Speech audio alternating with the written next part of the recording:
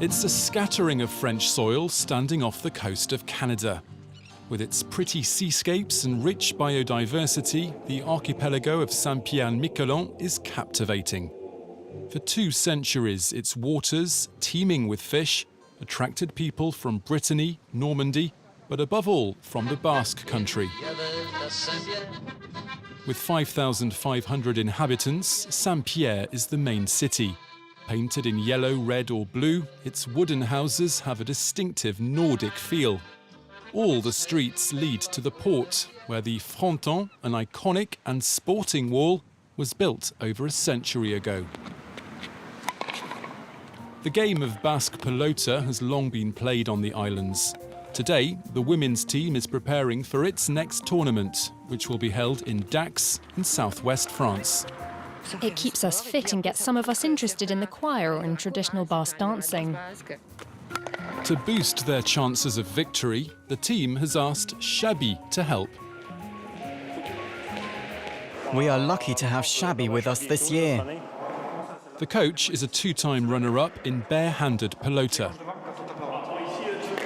It shouldn't be like this, it should be like that. There's a real mindset here. Everyone has come together to help each other out. Basque pelota is part of the culture. Cheers! Another source of the island's pride is its choirs. It's a chance for locals to wear the all-important black beret. Even if they don't speak the Basque language, the choristers in Saint Pierre still sing the traditional songs, and they share the same values as their ancestors. 3/4 of the people here sort of knew each other before, but just vaguely. The choir has brought us together like one big family.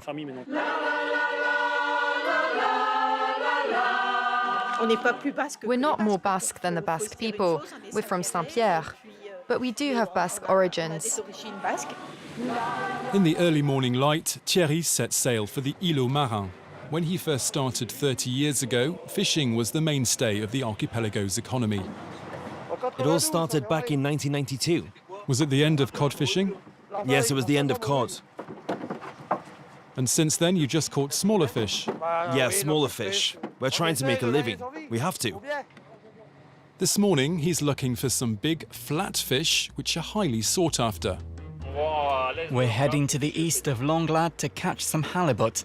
Let's hope we find some. It's called Longlade or Petite Miquelon. Or Petite Miquelon.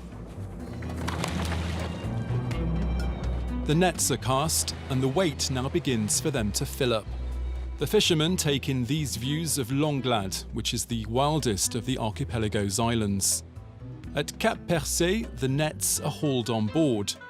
Today's catch has been good, with huge white halibuts wriggling on deck. It's 1.50 meters and weighs 50 kilograms. It's a nice reward. If we get another one like this, we'll be good for the day. The crew returns to port with half a dozen fish. The old commercial network has disappeared, so these fishermen are now responsible for cleaning, cutting and selling their catch. I'm calling about the 2 halibuts that you wanted.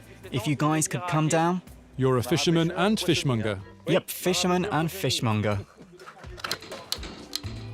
It's a chance for customers to see the catch at first hand.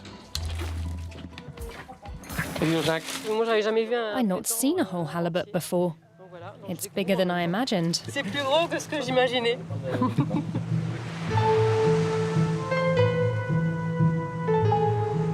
Back on dry land, 2 retired Basque friends, Detchiveri and Etchiberi, are increasingly worried.